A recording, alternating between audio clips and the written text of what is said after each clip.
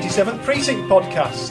This is the only podcast in the world dedicated to Ed McBain's 87th Precinct mysteries, the genre-defining series of police procedural novels which began in 1956 with Cop Hater and ended in 2005 with the novel Fiddlers. There were 55 books in the series, and today's podcast is all about book number 18. Sharpen your tools, everyone, for a nice clean cut with Axe. To review the book, I'm joined by two people the police are keen to talk to about the incident, Mr. Morgan Brown. Hello. And Mr. Stephen Royston. Chop chop. And here's your usual reminder that you can find us across all social media and podcast apps as Hark87 Podcast.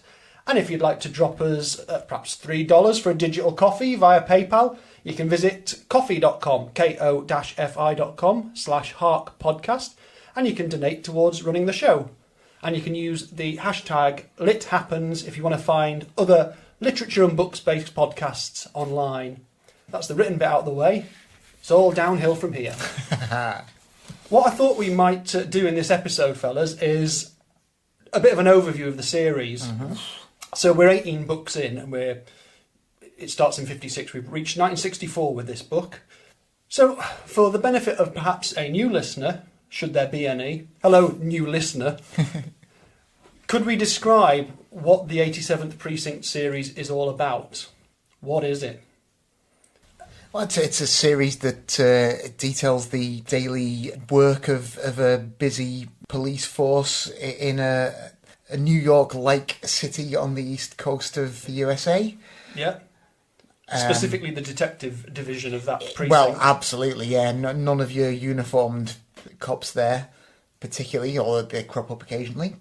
Yeah. And it's in the mould of a police procedural. Absolutely. So we're very specifically following, well, most of the time at least, specifically following the actual kind of ins and outs of, like, what actually happens during a police investigation. So yeah, and that runs right down to the forms they use for filling in incident reports, the forensic details, the method of catching, i.e. taking the calls in the first place, who's on shifts and this sort of thing. All very administrative, which might not sound exciting from the outside, but actually gives it a very real feel. It's a new level of realism for the detective novel, really. It's taken away from romantic private investigator swinging whiskey from a bottle in his drawer and following gangsters about, or some kind of high society gentleman in a mansion gathering everyone in the drawing room to tell them who committed the murder. It's definitely taken crime literature back to real life, really, which is... Yeah, because in most other literature at the time, the police were either incompetent or corrupt. Yeah, they were there to be both. Lustrad. Yeah, totally kind of getting in the way of solving it, whereas here they're absolutely central to the stories and the resolution of those stories. And there's a fairly fixed cast, although that's taken a little bit of time to bed down who that fixed cast is. And then there's other characters who come and go and disappear for quite a while and then suddenly come back as though they've never been away. As an important point as well, it's a Gestalt hero. So although I guess we have Steve Carell, who's maybe the most often featured detective, the hero is actually the entire squad. So it's not just a single sort of heroic figure amidst a crowd of incompetents or anything like that. Well, what's quite nice is all the different detectives that feature in this as part of this hero are individual characters. So they aren't just plain undistinguishable cops. They all have particular traits and behaviours, and that includes being bad cops occasionally. Absolutely, yeah. Some of them. It is an attempt to realistically, to some extent at least, portray a police force. So while there are good cops who are doing their job, even the good cops sometimes have their negative moments. I think in the book we're about to discuss, there's some racial profiling. Yes. But then there are also cops who are plain bad, really. Who the others have to work with, and we see that working relationship as well, which is really fascinating, I think. And then another curiosity as well, which is one of the good things about the series, is they're all set at a particular time. They're all topical matters when they were set from 56. to 64 in this, but curiously, none of the characters ever really get any older. Oh, they So do they're all very gradually, possibly. Like, life moves on a little bit, but... like dog years in reverse kind of thing. So, yeah, you don't even at this point, you probably wouldn't. Well, you certainly don't pick it up reading them once a month. I suppose if you were thinking, oh, I started reading those McBains 10 years ago and nobody's ever got any older, they still got the same boss and whatnot. But yeah, once which makes it kind of very easy to pick any one of them up. Absolutely. Indeed, Because yeah, you're you don't have to not totally... laden down by a backlog of history, although it is there if you know where to look, and it will be referred to. You're not sort of believing that you've been watching the same cops do the same job for 30 years by the mid-80s or whatever. Yeah, 2005, Steve Carell must have been about 90. Yeah, he would have been getting on. So that was just a little brief overview of the series. I would imagine everyone knows this anyway, but it's worth restating because it's an addictive series. It's got common elements that make you come back over and over again. And one of the things we often discuss is the things in the book, what we call the 87th Precinct bingo sheet. The weather. Things like the weather descriptions of the city being anthropomorphised or whatever, behaviours, characters, things like that, which we will refer to. But we've come to a fairly interesting book, which we'll get to in a second. I was asked a couple of questions, but one particularly, in a general sense, not necessarily about the 87th Precinct, but we were asked, who was McBain's favourite author? Ooh. And if you read in the 87th Precinct, I think it's quite hard to tell. He clearly comes from an American tradition. He comes off the back of detective fiction. I mean, who would you guess at if you didn't sort of know? I don't know. Do you actually know? I've got some information. Did you ask Otto? I didn't ask him actually, no. No. But this is discoverable information. But Yeah, it's... I mean, I know there have been prior standalone police procedurals, but that kind of detective novel was fairly unprecedented, wasn't it? So, yeah. I don't know, would you guess like Chandler or... Hammett. Yeah. Well, yeah, exactly right. Straight off the first two mystery writers off the bat, Raymond Chaniel. Raymond Chaniel? No one's heard of Raymond Chaniel. He's underrated, I think. He needs his own podcast, I would say. My apologies to Raymond Chandler there and to Raymond Chaniel. Both of them, sorry. So Chandler and Hammett, Dashiell Hammett, and also James M. Cain. These were the mystery ones that were sort of named Not read any of his. as inspirations for McBain, particularly. Yeah. Of course, McBain's the pseudonym for Evan Hunter, and his other influences he stated, and I found this in a reproduction of an answer he gave to someone on a blog years ago, was also Hemingway and F. Scott Fitzgerald. So the great American authors of the 20th century. That makes sense, yeah. Who presumably brought more of an influence to bear on Evan Hunter's standalone work.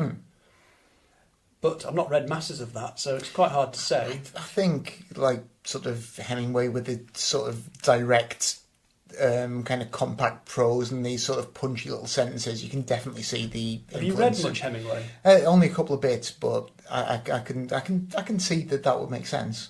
Yeah. So, there was a little question there.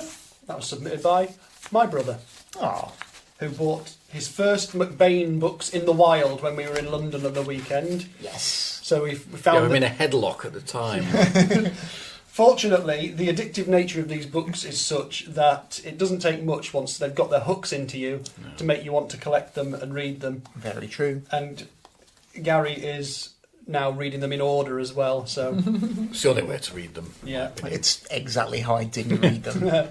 Well, that's why we're doing this now, so we can remedy that, isn't it? Absolutely. So we're going to move on to our contextual information. Oh, We might even get to the book at some point. maybe. Maybe What, we'll- these 1964 factoids? Yeah, so I can tell you that the copyright registration for the book was 11th of September 1964. When was the last book previous to this? We seem It to have was- jumped about a year. It's a year, yeah. I was gonna So say. So what we've was he got- doing in that time? Well, I can tell you a little bit of what he was doing in that time. Between this and the last 87th Precinct book, he produced a novel as Evan Hunter called Budwing, Oh, which is one of his yeah. big literary successes, Indeed. and became a film called Mr. Budwing. and I think I'll save information about that and perhaps do it as a side pod or something, because I'd really like to watch the film. But that was a big Evan Hunter literary novel. Mm-hmm. He also wrote a play called The Easter Man, or A Race of Hairy Men. Excellent. I'm not entirely sure how much success he had as a playwright. I don't know that it was his finest work, or certainly wasn't seen as. With titles like that, though, how could he go wrong? With A Race of Hairy Men, yeah, I don't know. One thing I also know he did, in 1964, in July, he appeared on a programme called The World of Books on the BBC Home Service. Yes. As Evan Hunter being interviewed about Budwing, and as Ed McBain being interviewed about Like Love. All right. Cool. The book before. Did he divide it up and come back doing a funny voice? I would hope so. I really hope so. I assume this exists in the archive somewhere. Sadly, I can't find a recording of it. I'll have to contact the BBC and see if there's any way to get hold of it. Or they might have deleted it like they did with so much of their stuff. Indeed. So let's get into the usual thing, the quiz of 1964. Oh, So what do you reckon was in the charts around September 1964? the Beatles. Funnily enough, not in the top 5 in either America or the UK. Kinks. Outrageous. I've been waiting to say that for Kinks. ages. Follow that thought, Steve-O. The Kinks. What? How do you follow it? Well, by thinking of a song. You really Oh, got me? right. Yeah. Oh, sorry. Number one in I thought the it UK. wasn't the Kinks, but I had to follow that. As yeah. in The Clinks? the Kinks. No, it was You Really Got Me by the Kinks was number Yeah, one I in was the gonna UK. say. Fair enough. I mean, the Beatles were in the charts. They were The Hollies. dominating They, a lot of them, but All these would have been thereabouts by then too, I'd imagine, but maybe not right there at the exact no, time. not in the top 5s of either here or America. Our top 5 was You Really Got Me with Kinks, Have I the Right by Honeycombs, Oh yes, have I the right Oh. to hold you? Oh, that's a passionate song, that isn't it? Isn't it just? Hasn't that got drums a bit like Dave Clark 5 Yes, drums? proper stomper, isn't it? Jum, jum. That's the one. Oh, I don't know this song. Ah, From the look on your faces, it sounds brilliant. Oh, I reckon you know if you heard it. There's one word that would describe it as a bit of a stomper. It is Yeah. a stomper. A stomper. I'll bear that. We'll listen to it later. Number 3 was I Won't Forget You by Jim Reeves. I thought you Yeah. That joke writes itself. it does. I Wouldn't Trade You for the World by The Bachelors. I don't know that one. No, not right. And The Crying Game by Dave Berry. Oh yeah, fair enough. The Beatles were at number 10 in the charts at that point with Hard Day's Night. But they'd been at number 1 and they'd been there for 9 weeks. Yes, so indeed. there. In America, number 1 was House of the Rising Sun by the Animals. Oh yeah, they were massive in the States. They were importing sort of blues back to America. Yeah. Some lads from Newcastle importing Lead Belly to the States is crazy, isn't it? It's a very strange thing, but a lot of that cultural exchange... I'm not going to talk about that. That's my other life as a music person, popular music historian thing. Where Did Our Love Go by the Supremes? Oh, Stormer. Because by the Dave Clark 5. Again, I think they made more impact in the States than they did here, really. I Well, if remember Dave that Clark's to be believed, he was bigger than the Beatles in the States. one. Yeah, with his live footage with Beatles audiences edited in. Yeah. Outrageous. They were followed at number 4 by Everybody Loves Somebody by Dean Martin. So a bit of a Nice. smoothie in there. And a song called Bread and Butter by the New Beats. Don't know I that. like bread and butter. Oh, I do know it then. I like toast and jam. Is that the one, do you think? I like croissants and cakes and other products made with wheat. That's the one. That Those sort are of the thing. exact Yeah. lyrics, I believe. So I did know it. The winner of the Best Picture in 1964 was My Fair Lady. Oh, right. So who do you think won Best Actor? Rex Harrison, surely. Rex Harrison. For that speak singing. We could do the rest of the podcast in Rex Harrison's voice, as if he sang a song. But I've grown accustomed to her face. She almost makes the day begin. It was a Sounds very good. strange... I mean, he's brilliant, Rex Harrison, but it's a very strange performance. Well, come on, let's get it out of the way. Let's get it out of the way. 2 Carry-On films in 1964. Oh, here we go. Oh. 2 quite good ones, I think. I always say the wrong one. So, You've been pitching camping for a while, and I still don't think we're there yet. Sergeant, is that one? You keep doing that every time. That was the first one. I like guessing that one. Was that the first one? Yes, you say that every time as well. Do I? Yeah. Carry On Milkman. Still doesn't exist. How did they miss that one? I know. It's so You'd have obvious. thought that would be full of all sorts of See, I've randy seen behaviour. so few of them that carry on At least tax one- inspector, Carry on taxes. carry on motorway. Oh, imagine that. There's one of the big epic colour ones, Cleopatra? Carry On Cleo, That's in, Oh, there we go. Yes. and one of the down-to-earth black and white ones, Camping. That's colour and a bit later, I think. All right. Carry On Spying, which is done in reaction to the fact that the James Bond films come out. So Not sure I've ever heard of that one. it's quite good, actually. I seem to remember Bernard Cribbins has quite a good part in that. Of course. You know you're in safe hands if Bernie's got a... Who was a the good role. spy? Cribbins. I think Cribbins is one of the spies, as is Kenneth Williams. Of course. All hilarity ensues. I don't think I've ever seen it all the way through, but that basically comes off the back of James Bond being a big cultural phenomenon at the time. So like Goldfinger was a massive hit that year, Of course. Yeah. as was From Russia with Love, certainly as they went over to America. Hard Day's Night, obviously a big movie for the Beatles, one of my favourite films. Mary Poppins. Mary Poppins. Mary Poppins. I think the sequel due shortly. Yes, the trailer for the sequel came out the other day. I think you'll find And Bed Knobs and Broomsticks was released a long, long time ago. That's true. As a side fact. That's a sequel to Mary Poppins. It's not a sequel to It Mary is. Poppins. I think you will find it is. Okay, you... Might not have Mary Poppins in it, but it's still a Well, it's still sequel. essentially the same film. It's some live action and some animation. I like Bed Knobs and Broomsticks. But yeah, the sequel to Mary Poppins is coming out at Christmas. I watched the trailer the other day and cried a little bit because I really like Mary Poppins and it makes me cry. Oh. Because I'm a big softie Are there any cameos from... from someone such as Dick Van Dyke. Yeah. Maybe there is. Oh, seriously? Yeah. Oh, my lord. Well, he's in the trailer, yeah. Is he? Yeah. Crikey. Julie Andrews isn't in it, I don't Isn't believe. she? Oh. No. Anyway, Hammer horror films. Oh. There's 1, 2, 3, 4, 5, I think, in that year. Well, we'll be getting him. Are they actually into horror territory yet? or is These it are a bit mainly more- horror, I think. Okay, cool. Yeah, we're still a couple of years off them bringing Dracula back. Yeah. That was 66, I would think. They haven't brought back Frankenstein yet, no. Maybe they have Morgan Brown. Revenge of Frankenstein. No, he's not revenging yet. Frankenstein... It's Monster. No, Frankenstein as... The Curse of Frankenstein. Frankenstein's Motorway. Frankenstein's... Is Frankenstein Return created of- woman.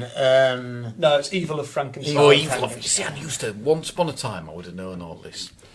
Yeah, Evil of Frankenstein. And there was one of the Mummy films. Blood from the Mummy's Tomb. No. Revenge of the Mummy. No, what is it? Curse of the Mummy's Tomb. Curse. I said Curse Frankenstein, did I? I don't know. Well, The blank You of can- blank. yeah, you can be excused with Hammer horror films. Curse, claw, Just like... the- Blood. revenge, blood. It's just got 3 little baskets with words and they pick Yeah. out... And this year we are making... It's like the draw for the football. It's Yeah. just someone turning a tombola and picking out words. Yeah, that'd be a good way, yeah. They also did The Gorgon Oh, I was going to say the Gorgon. I remember the Gorgon, yeah. and one called Nightmare, just Nightmare, and one called Devil Ship Pirates. Oh, yeah, Oh, never right. seen that. Nightmare, sadly, I assume not the film that was a precursor of the series featuring Treguard, the Dungeon Master. Oh, no, sadly not. Talk about British ephemera, that's a whole new level if you're talking about Nightmare with a K. Why are we talking about that? Because Hammer horror film was called Nightmare. Oh, But it's got nothing to do with Nightmare. Oh, right. the TV Sorry, series. Sadly. I'm not deliberately setting us off on a talking tangent. about stomping music. Yeah. Had Had a bit of an Iron Maiden kind of backbeat to it, didn't Yeah. Iron Maiden meets Dave Clark 5 meets. Meets Tolkien. Yeah. Yeah, with ELP watching from the wings. Yeah, it is a bit ELP like, isn't it? Keith Emerson would have been very happy had he penned that one. If you've joined us to hear about Ed McBain books, I do apologise. We will get round to it. So, it was a big year politically because in 1964 we had a general election in this country. Harold Wilson. Harold Wilson becomes the Prime Minister. We go from a Conservative government to a Labour government. Quite a narrow margin of victory. It was, yeah. That's why they had another general election in 66. Yeah, and to sort of solidify the vote, wasn't it? And in America there was the Democratic landslide where the the Democrats come in and Lyndon B. Johnson becomes president. And so both him and Harold Wilson were leaders for quite a long while, I think. Good. Till 1970. Most of the 60s, wasn't it? Harold? And there's not much really there's always stuff to talk about TV, but two big ones for the UK are Top of the Pops. Yes. Started in 1964. That was a really big, important pop show with lots of bands performing live. It was a chart rundown show, essentially, wasn't it? That was a huge part of our growing up. Absolutely. And very sad when that ended. So how many years after Ready Steady Go was that then? Contemporary. Was after? They're about the same time, were they? Slightly, maybe slightly after, and maybe as a reaction to Ready Steady Go, but it was close. There are other people who are scholars of such things, but yeah, we're all around the same time. There's quite a few things. Yeah, the 6-5 special and a few other bits like Top that. of the Pops was the one that lasted. And also Match of the Day starts in 1964, right, okay. the football scores programme that I'm Highlights, yeah. not really bothered about, but you've probably watched hours of in your life, I'm sure. Well, a staple of British television, I suppose, as much as Indeed. anything else is. So shall we get on to the book? I suppose. Well, before we do that, we'll just take a quick break to advertise one of our friends.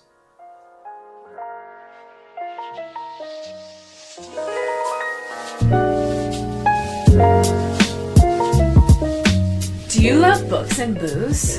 Do you like themed food? Do you like a mixture of high and lowbrow? Well then, welcome to Loaded Literature. We're your hosts. I'm Victoria. I'm Hale. And I'm Anya.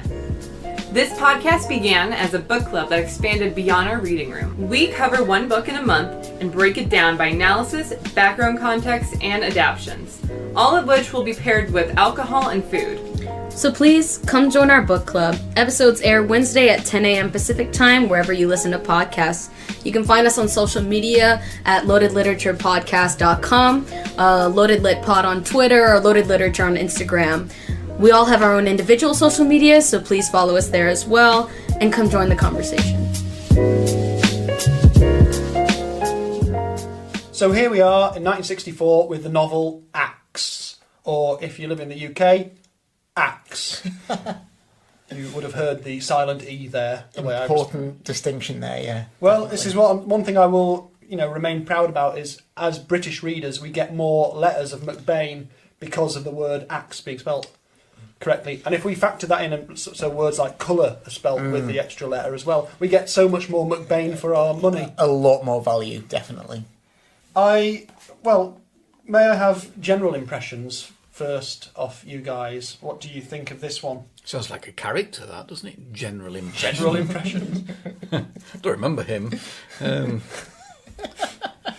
My general impression would be this is perhaps a more traditional whodunit in the story arc sense. Perhaps less sideshowy stuff. Perhaps less I think so. dual plotting. It's pretty much some guys ended up with an axe encrusted in his head. And let's find out who did it, really. Yeah, it kind of... It's No street gangs, no... Yeah, there's very little sort of like Colour. outside. Yeah, exactly the word I was looking for. Yeah, it's kind of meat and potatoes crime novel stuff, isn't it? It is, yeah. Gets in there, gets the job done. And you wonder whether he like a conscious effort of, full. It's 100%. Let's solve the crime. Really, there's a few asides I'm not entirely here sure, and there. but I wonder whether it's one of the shorter ones in this period, because it's only 140. It's less than 140 pages in the version I've got, and presumably the ones you've got as well. And only 10 chapters. They usually run a few chapters more than that, even if they only run, say, 30 pages more or something. It is very straightforward. And I was wondering, I put a call out for opinions on this, and I got a couple back from some of our regular contributors who suggested that it was boring. Oh, that's a little harsh. Possibly. A dud of a story was one of the phrases. Am I reading a McBain? Where's the snap and cheek? And someone else saying tedious indeed. I understand where people are coming from. I think, people are maybe being a little bit harsh in their appraisal of this novel. I'm sure we'll once we get Kenneth fired up, we'll find out where we stand on this. But I think I understand where those opinions come from. off the back of some of the recent ones. Yeah. And the run in general. If this was a TV episode, this would be a sort of solid mid-series episode that keeps the story moving forward, but doesn't necessarily do anything explosive and insane. Yeah. But it's one that you could rely on. If you see what I mean, Yeah. that's my it's, idea. Yeah, it's a solid pot boiler, but it's not much more, maybe. But I think I would say it's quite interesting and refreshing in that way, and I think a lot of the interest in this is not so much the mystery of the as well as the mystery of the who did it, the mystery of the victim as well, because you're presented with this that's a good point. 87-year-old janitor who was loaded somehow, and it takes 95% of the book to try and work out how that would be. Who's got a totally bonkers family who I think are very interesting. I do quite like a sort of a mystery victim as well. Yeah. And it's something he's done before in Killer's Choice, but I think he actually carries it off a lot better in this one. Yeah. Was Killer's Choice the one with the girl who died In the liquor store. In the liquor store, yeah. Annie Boone. Yeah, whereas who has lots of intriguing mystery, which he just kind of gets bored of and doesn't bother to explain at all. Whereas this, you've got a guy who's like, even in 60s America would be past retirement age and lives in a nice house in a nice neighbourhood out in the suburbia, and has got a crazy wife and an interesting son. Yeah. Kind of feeling after reading those comments now, this episode is going to be us trying to make a case for this book. No, but before I heard that, I did like it actually. cool. Well, I've got a couple of contemporary reviews. I'll perhaps pass to Morgan to scan through. There we go. So the usual reviewers that you can rely on finding a review by are our old friend Anthony Boucher in the New York Times, and also the guy who writes Morris, whatever his name is, in the Observer. Does Boucher like it yet again, or He does. What's the gist of the New York Times one, Morgan?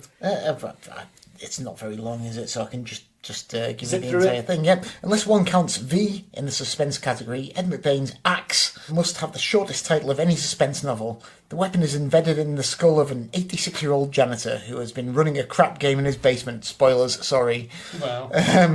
The complications of his death make one of the best cases yet for Steve Carella and the other boys of the 87th Precinct. The writing is, if anything, even above McBain's usual level of crisp competence. So there we go. Take that, naysayers. You want to have a look at that bottom review there, Steve-O. That's the British review from when it came okay. out in Hamish Hamilton edition. is there something missing here? The Axe. Oh no, it's he's called it the wrong name. The Axe by Ed McBain. Blank-aged New York apartment house I think janitor. that blank is just a very long typographical dash. Dash. Aged. Yes. Oh, I see what you mean. Not aged. Right. Aged New York apartment house janitor with dotty wife and son found in basement with skull deeply cleft. Full stop. Steve Carella's investigation uncovers a network of petty swindling. Takes him into the underworld of drunken bumdom. Bumdom. Nice. Do you know what? I I've like read it. that several times and that word never leapt out at me until you pronounced it. It's not boredom though, is it? Well, I don't think so. Bundum. That That says bumdum. Yeah, That says drunken bumdum. bumdum. No, I'm not very good at reading out. I now, think we but- might have got the title for this Bumdum. episode.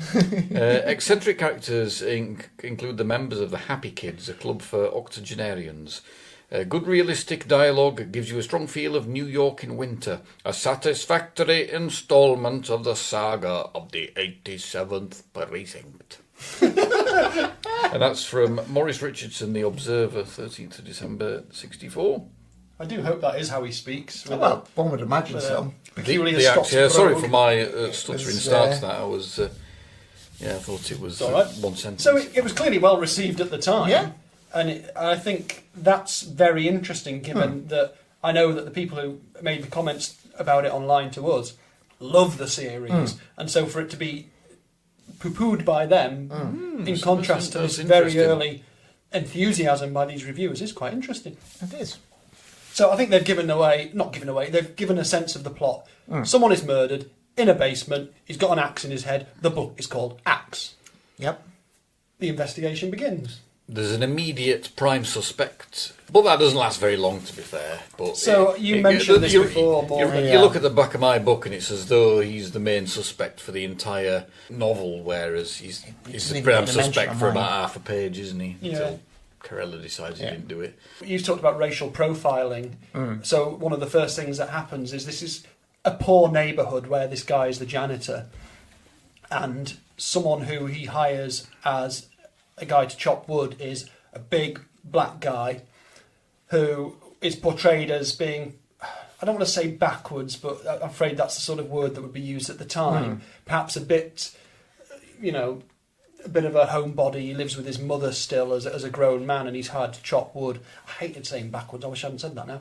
But that's how it comes across. And immediately the suggestion is, well, he's big, he's black, he probably did the crime because he chops wood, therefore he knows where the axe is. Well, he doesn't do himself any favour by he gives kind of like fairly strange answers to the questions that he's asked, and you think he's being cheeky and being a bit petulant. He's a bit awkward and doesn't really understand the best way of answering the questions, and they interpret that as being aggressive. And where's the axe in the tool shed? Where's the tool shed?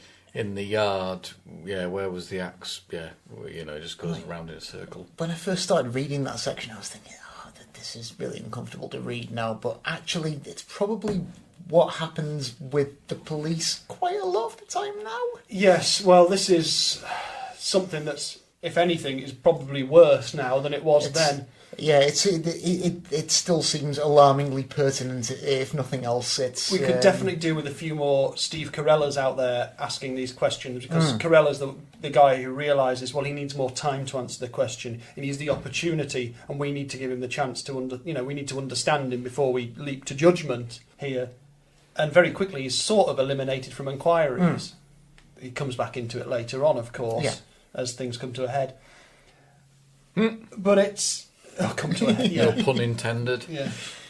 But we very quickly meet the victim's family, who is his aged wife, who has got paranoid schizophrenia, and he takes some joy in writing her mania on the page as quite extreme and mysterious. They live out in a place called New Essex, which I thought was supposed to be like an alternative New Hampshire. But he says it's only 15 minutes outside the city. So not really, no. So I assume... 15 miles, he said. Doesn't he say 15 miles? So you say 15 miles? I think it's in... Either way, that still wouldn't Even be so, yeah, New Hampshire territory. No.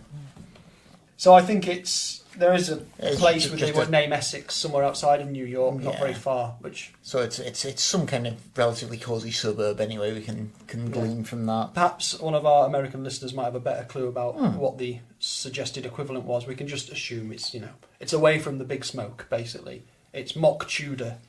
It's old world English style. Yeah. 15 minutes, yeah, you're right. A bit fancy. Well, it's 15 miles if they drive at 60 miles an hour. Which they probably shouldn't be doing. But, the police, they do what they like. It's true. But his son as well is he says he's not an agoraphobic, but he's a shut-in illustrator who does children's books. And it's an interesting sequence. It sure is. Meeting these two characters. Yes. Whether you like it or not, the wife comes across as totally bonkers, doesn't she? Mrs. Lasser's reaction to Cotton Hawes being particularly colourful. Oh yes, she's got the sort of a mental condition that means that she's got no boundaries or any qualms about perhaps addressing these nice young men, particularly when Cotton Hawes recognises that she's talking in quotes from Shakespeare, and he's done this Shakespeare play at school, and so she she says that line about why are you in the police or something, you should be on the stage showing your cock. Yeah. Yeah. A big man like you, she says, you should have been on the stage showing your cock. For a moment, there was a deep silence in the room. Yeah. It's... Oh, dear. But she's a sort of tragic figure in the end, because She is. they have to figure out what's up with her, because she might have done it. She's manic enough that she possibly killed her husband, except, Yeah, they don't. They almost start investigating that because they're a bit of a loss of anything. Well, they're a bit more suspicious of the son, aren't they? And wondering whether something to do with her has caused him to knock off the father. But one of the clues they get is that the victim, George Lasser, was part of a gang basically called the Happy Kids, who are still nearby to where he lived. And so Detective Cotton Hawes and Steve Carella go to interview the Happy Kids, who of course are now all in their 80s. There's only 3 of them. There's only 3 of them left. But there's a really interesting, again, like we had in one of the other books where McBain uses a specific real historical fact of war, the same thing goes here. But because he's dealing with older characters, it means he can talk about them being in the Spanish-American War. And he talks about 2 very specific things, the sinking of the USS Maine, which was probably an accident of the ship itself rather than an attack on it. But that was one of the triggers for this Spanish-American War. And so he's got that real detail of these guys all from a town joining up together to go out to fight this war, and most of them coming back. And then obviously spending the rest of the 20th century up until 1964, where this book's set, one by one dying as old age takes them. So there's 3 of them left, and he has to go around and say, "Oh, George Lasser's dead as well. Do you know anything about him?" It's an interesting thing. But it's like a bit of a passing comment one of them makes about that makes the detectives think George Lasser's not quite the. Yeah, he's a bit of a wheeler dealer. Yeah. So he's got this log cutting business that he sells the logs to his tenants. And they make a comment about how his mates had various schemes always on the go, and then they clam up as soon as they. Yeah, but it sets the detective trying to find. Georgie always had his big plans. Yeah. He had this one big plan, which was to run a small-time wood-cutting business. Yeah. But they don't. Yeah. So they know there was something else afoot, and they don't. And is it not a bit long after that Carella hauls the sergeant in, which is quite a not often you see in this, but uniform characters getting involved in the stories. Yeah, it's good. I like this bit, and it's very rare that you see Steve Carella be totally underhand, certainly in the workplace. Pulling rank. Great. There's quite a lot in this book. One of the things I think is quite good about this book, it's compacted into 1 or 2 moments, but there's quite a lot of detailed what the police get up to stuff. So it talks about rank when Detective Second Grade Steve Carella is about to interview Sergeant Ralph Corey, who is a beat sergeant, basically. So he's out on the street. So he's not like Dave Murchison, everyone's favourite desk sergeant. He is someone who's actually out with the uniformed officers and in control of a bunch of uniforms. And so there's a nice explanation of how the ranks work there as well. And then Steve Carella hates this guy already because he knows he's bent. He knows he's taking bribes, and but his way of trying to find out is by sort of going, "Friend of mine's looking for some action," and seeing where that takes him. Yeah. Doesn't take him very far before he just has to basically say, "I'm watching you. I want to know." Yeah, an interesting character, Corey. While he's around, he's a racist. He is. Also, just looked into his rank by accidentally shooting an escaping crook in the leg whilst trying to get his gun out of his holster. Yeah, he's proper Keystone Cop material, really, isn't he? Assuming the Keystone Cops were also racists. Well, probably. Yeah. I don't remember that being in the short film. It wasn't a major plot point, certainly. It was mainly them falling off police vehicles. He's fairly vile, Sergeant Corey. I like the last lines in that bit, which says something along the lines of he walked out the squad room and says something like he was smiling, but he was worried. Yeah. Well, that's very interesting. That's exactly what he says. Yeah, well, very good. Because I'm not You didn't even have your book open. No. But that's one of the author's little tricks to seed the notion of something. So as you're well. like, whoa. So yeah, it was because he doesn't come back in for a few because the chapters. sergeant was being quizzed because Carella knew that if there was some sort of gambling in the basement of this place, then this guy would have undoubtedly known about it. He would absolutely be taken a cut, yeah. Now- He was either incompetent or corrupt, and it was more Probably likely both. that he was corrupt rather I need than to ask a not knowing question it was happening. here. And I know I've asked it before, and I know I've looked into this before. What exactly is craps? You know when you've had a big dinner? It's just dice, isn't it? But I don't know exactly what the rules are. I don't think it's anything that anybody I know. It was clearly has played in this country. I don't think. No, it's a popular thing from sort of like Damon Runyon and like 30s crime fiction onwards, isn't it? But so presumably one of these games that you can just have a pocket full of dice and play anywhere. Yeah, basically you just need 2 dice and some money, I think. But I don't know what the rules are. I know, like, if you get 2 ones, that's snake eyes and you lose, don't you? But Steve was showing us a picture on his phone of some colourful setup.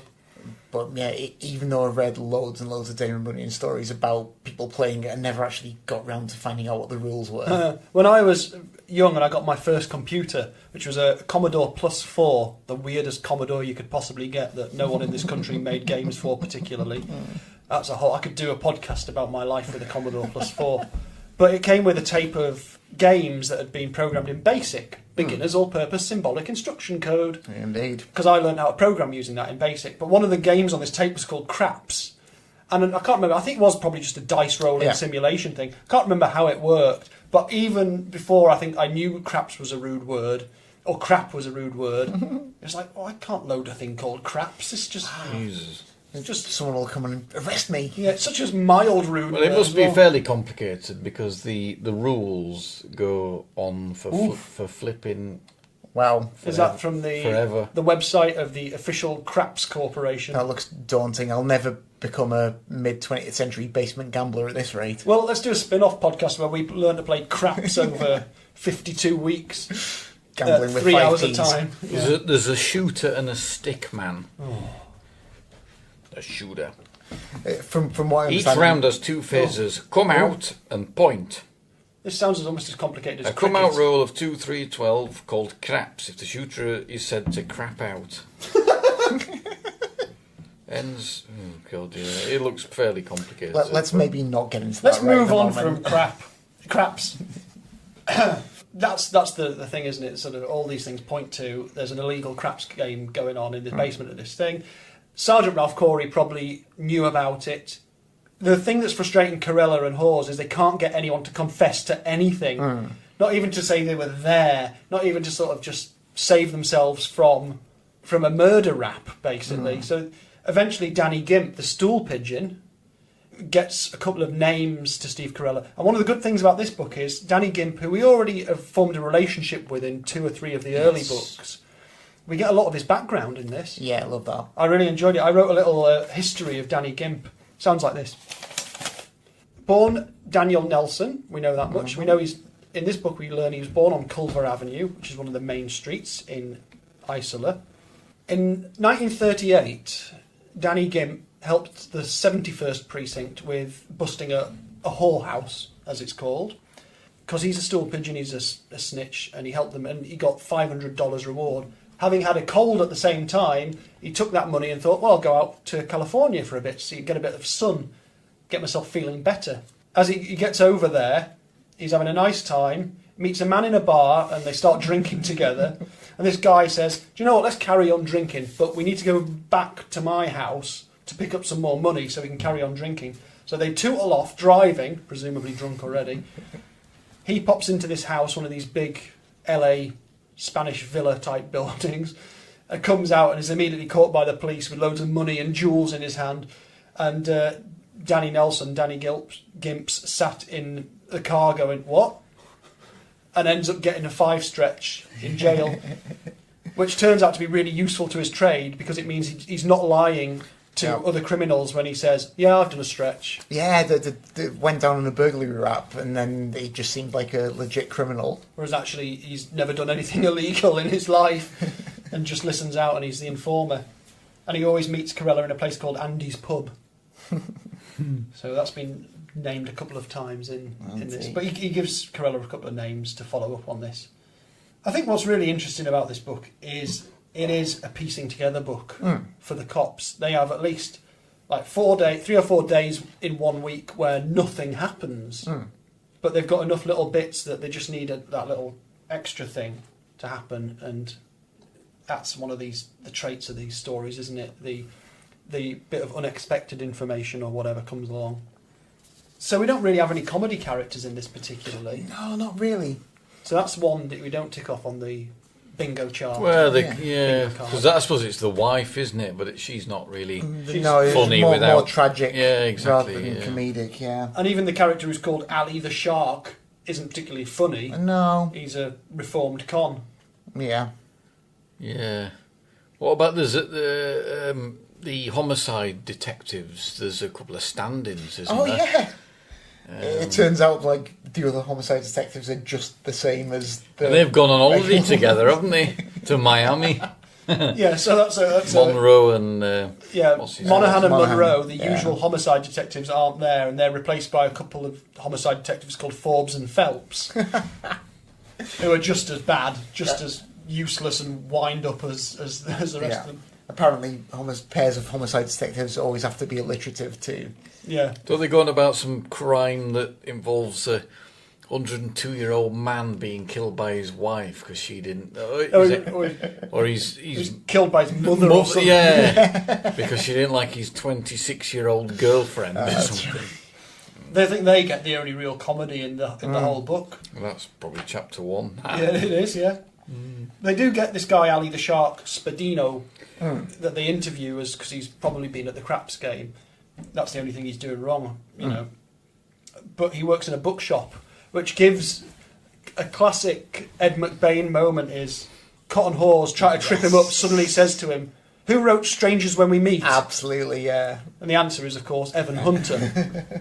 We don't get that answer in the book, but it's one of those scattered moments throughout where Ed McBain refers to his own work in other fields as well, which is nice. And I think he does that as well in this book with a nice little scene between Cotton Hawes and Steve Carell where they discuss things that they saw at the cinema. And they discuss seeing a film called The Locusts and a film called The Ants. So they've both been off to see B-movies. Yep. But I reckon The Locusts is Ed McBain taking the piss out of The Birds, which has obviously just come off the back of making that. Yeah, it seems likely, doesn't it, really? And perhaps not having the best time and being a bit concerned about the reaction it got. Because the description of The Locusts is this girl brings some locusts or some, not locusts, like crickets or grasshoppers or something, doesn't she, as a gift to someone, Yeah. which is exactly what happens in The Birds. Yeah, exactly, yeah. But with birds. And then it all goes to hell. Have you seen the film Them? I haven't, no. I feel like exclamation I've missed out because it does sound like very much the kind of thing I definitely love, but... Yeah, because clearly that's what The Ants is in this Yeah, I would assume universe. That's one of the little slices of life bits, isn't it? Not seen it. No. As we move along with the story, I wrote a timeline of how long the actual events in this story take. So it starts on January the 3rd, 1964, and it is 1964 because the days check out and the dates that I mentioned check out as well. We have stuff that happens on January the 3rd, January the 4th, January the 6th, January the 10th. So there's like 4 days where this case goes totally cold. Yeah. And the way McBain fills it up is by having really detailed explanation of all the other cases that the detectives deal with in that time. Yeah, it was quite interesting. Goes from the sort of ludicrous, a girl taking her clothes off and dancing around in a fountain, to Cotton Hawes having someone spitting blood all up the front of him and calling him Papa as he dies. You know, it's an amazing way of saying this is police work, this is the run of madness that you will deal with on a day-to-day basis. basis. It's like a little montage. It is a montage. That's a very good way of describing it.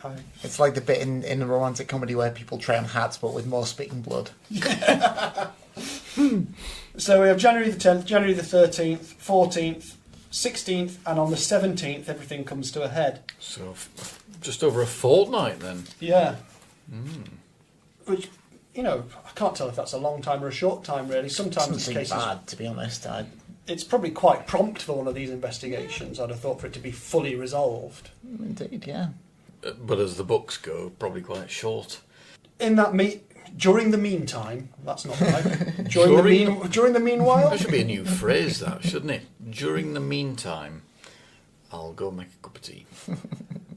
but they've had all sorts going on. They end up following up, as you suggested earlier, this story about the actual victim himself and how he paid for his wife's treatment, and that leads them down this really interesting avenue of finding out about the victim that doesn't help in the slightest with working out how he was killed or why. Well, they know how he was killed, rather why he Well, was killed. the one thing they find out is that he must have had a source of money more than being a janitor could have ever given him. Yeah, that's the one thing it definitely cements for them, that he definitely has... It doesn't help them find out what that is, but they definitely know that all didn't meet the eye, really. Basically, he's constantly had some sort of slightly... Yeah, well, certainly at that time he did. Yeah. And so, they're constantly just going back and grilling people because they think they know everybody in his circle, but they just don't know everything about. And is it after that they go and grill that Siggy Rowe again? Yeah, so Siggy Rowe is the other name that they get off Danny Gimp. And he's a bit dodgy as well. They find out from his employer, retired accountant. You see, everyone's old in this book, and this is a retired accountant. Yeah, it's his former employer's like almost like a kind of Good McBain kind of character. Yeah, he's quite broad, isn't he? Sort of. He's not like particularly entertaining. He has his moments. I like. He goes against type for who he would be in. Yeah. What you'd expect of him in his job and stuff. Yeah. You talk nice. But they managed to put it together with something that the son says eventually that connects it, and they have this moment of revelation. This light bulb goes on, but it doesn't illuminate anything, which is quite a nice touch to the story. And perhaps this is why people may find this boring, because of this dead end, this huge dead end. They've spent ages investigating this, but that's the nature of police work, Indeed. presumably. And you couldn't scrape away at that anymore and get any further with it. We need to talk about the ending, really, and... Well, there's another fracas with an axe, isn't there? So, it almost... It goes back to the beginning. Yeah, it loops back on itself, and we have an incident with an axe in a basement of a block of flats, essentially. I couldn't think of what the word was. A tenement, that's the word I was looking That's for. the one. What do you think about the resolution? I don't know whether we should give this away, but it's... Because we haven't even mentioned... something/one. Yes, indeed. Well, I don't think we need to mention that. Perhaps this will be the first one we can do, and we won't It's give one of the these game things. away. It's like it seems like the motivation for the whole thing is pretty shoddy, but I think that's kind of the point, isn't it? Yeah, Like, yeah. I think he enjoys occasionally pointing out that people commit crimes for all kinds of reasons. They're not always like the best of reasons. They're not always anything particularly serious, even. Well, does not Sam Grossman give the game away fairly early on, where he's trying to explain about something and Carella's like scoffing what he's saying down the phone, and he says, "Well, don't you remember that people will commit murder in this city for a few cents?" Yeah. And it's kind of that, really. I mean, it's just there's all manner of what one person thinks is a justified reason is seems crazy. It's a thing that will crop up, has cropped up already in the series, and will crop up again. That people don't always have to have some kind of epic, kind of Shakespearean kind of motive. It's the flip side of the Deaf Man, isn't it? Exactly. It's no huge planned machination type thing. It is a day-to-day crime. Yeah. And it's petty, and it's if you try and think about it too hard, you go mad.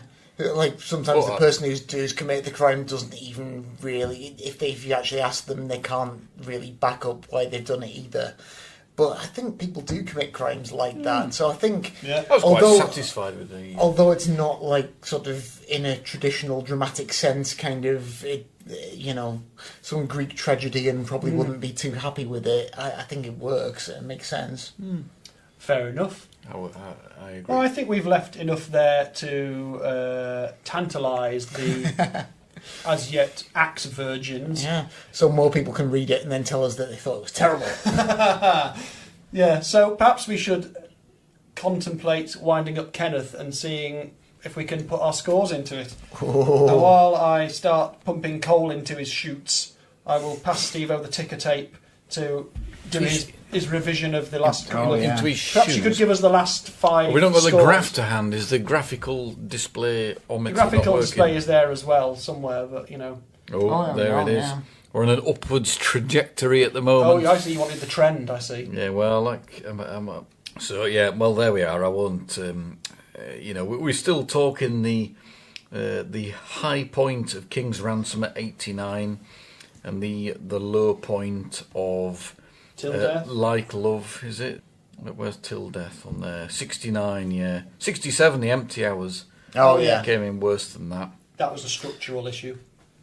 I've forgotten what I personally scored 10 plus 1 at, but I think I was on the higher end of the I think you spectrum. were, yes. You were more committed to the... What happened in 10 plus 1? I always do this. That was the one we last did with the Yeah. sniper. Oh, of course, yeah. See, I thought that was corking, but Very different to this one, you know. So- Indeed. 77. Absolutely, yeah. 77, 10 plus 1. That's in the top Very respectable. one. Yeah, the earlier ones. Yeah, yeah. Okay, right. Well, cool. so who's going first then? Shall we go For first? scoring, yeah, Go you for it. rarely go first. I'm going to go first, and I think the nature of this story is that it is solid. As I say, it's solid mid-season fare. Not that this is mid-season in the 87th precinct No. by any means, and probably the period that would be classed as mid-season is absolutely storming if you were to look at it in an overview of the series. Absolutely. But I would say, as a result of that, I would give this 65 police shields, and that's a solid 65. It's not a wavering 65, you know.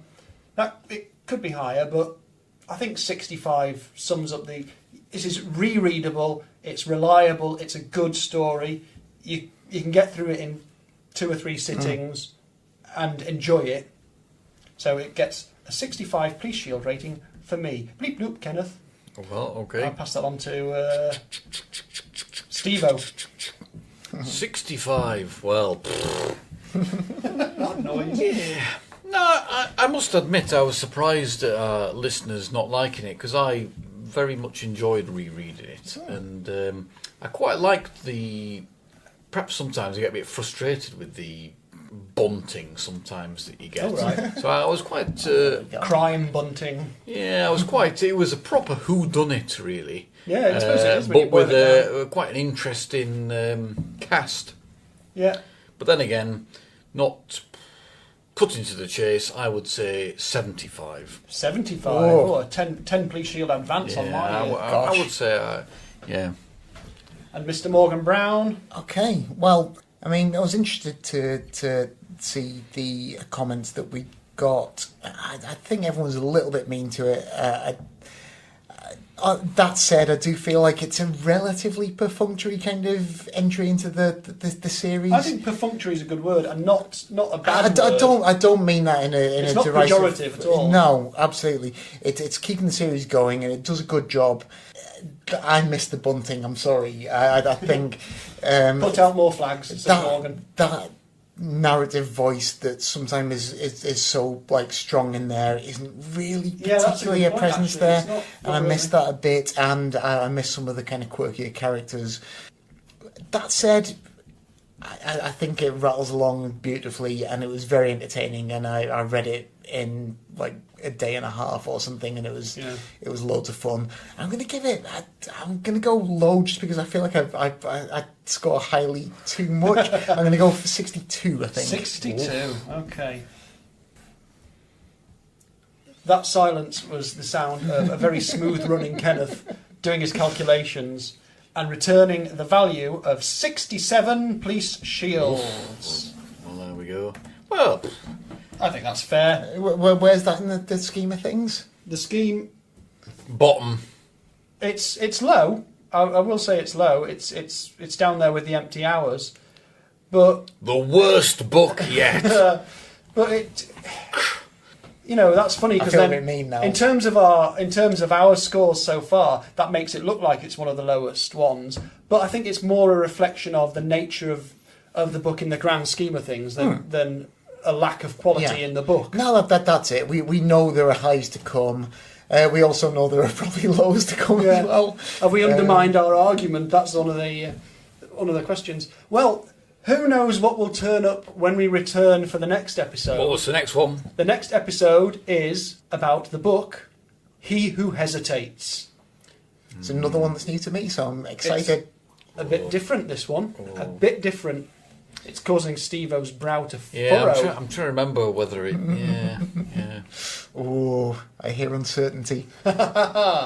Well, that being the case, let us certainly end for now and let people get on reading it. Excellent. And until next time, I'm going to say goodbye, and so is Steve-O Chop chop, and Morgan. Fare thee well. Bye. chop chop.